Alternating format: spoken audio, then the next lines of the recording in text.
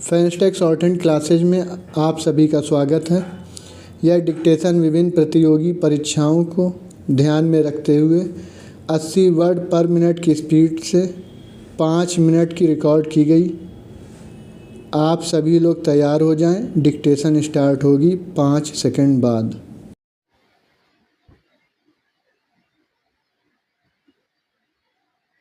British साम्राज्य को उखाड़ फेंकने के लिए भारत के बच्चे बच्चे को स्वतंत्रता की बलि वेदी पर हंस हंस कर अपनी जान न्यौछावर करने को तैयार करने के लिए तुम मुझे खून दो मैं तुम्हें आजादी दूंगा का नारा देकर जिस महायोद्धा ने स्वतंत्रता सेनानियों के खून में शक्ति का संचार करते हुए संपूर्ण देश का अभूतपूर्व नेतृत्व किया, वह महान स्वतंत्रता सेनानी सुभाष चंद्र बोस किसी परिचय के मोहताज नहीं।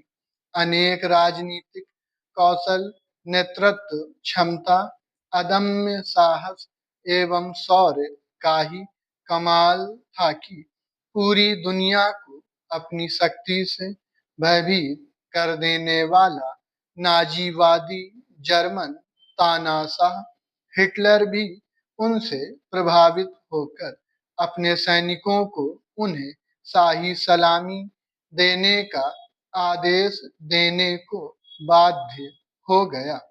सुभाष चंद्र बोस के अतिरिक्त भारतीय इतिहास में ऐसा कोई व्यक्तित्व नहीं हुआ जो एक साथ महान सेनापति, वीर सैनिक, राजनीति का अद्भुत खिलाड़ी और अंतर्राष्ट्रीय ख्याति प्राप्त पुरुषों नेताओं के समकक्ष साधिकार बैठकर कूटनीति तथा चर्चा करने वाला हो।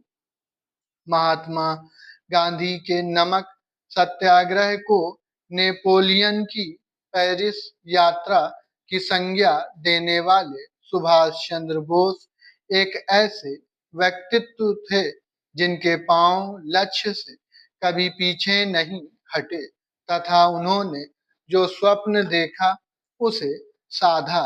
ऐसे महान व्यक्तित्व सुभाष चंद्र बोस का जन्म 23 जनवरी 1897 को उड़ीसा प्रांत के कटक शहर में हुआ था। उनके पिता जानकीनाथ बोस एक प्रसिद्ध सरकारी वकील थे, जिनके पूर्वज पश्चिम बंगाल के 24 परगना जिले के केदालिया गांव के निवासी थे। सुभाष चंद्र की प्रारंभिक शिक्षा कटक में ही हुई थी। आगे की शिक्षा के लिए उन्होंने कलकत्ता के प्रेसिडेंसी कॉलेज में प्रवेश लिया। उनके पिता चाहते थे कि बोस प्रशासनिक अधिकारी बने। अपने पिता के इस स्वप्न को साकार करने के उद्देश्य से कलकत्ता विश्वविद्यालय से बीए करने के बाद वे इंग्लैंड चले गए और वर्ष 1920 में भारतीय सिविल सर्विस की परीक्षा में चौथा स्थान प्राप्त किया। उस समय आईसीएस की परीक्षा पास करना आसान नहीं था। इस महत्वपूर्ण उपलब्धि को प्राप्त करने के बाद भी उन्हें अंग्रेजों के अधीन कार्य करना स्वीकार नहीं था, अतः उन्होंने यह नौकरी करने से इनकार कर दिया और देश के स्वतंत्रता संग्राम में कूद गए।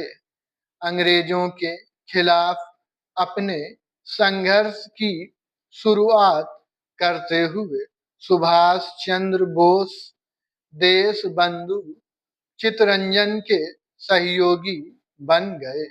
प्रिंस ऑफ वेल्स के स्वागत के बहिष्कार में उन्हें प्रथम बार गिरफ्तार कर 6 माह की सजा दी गई।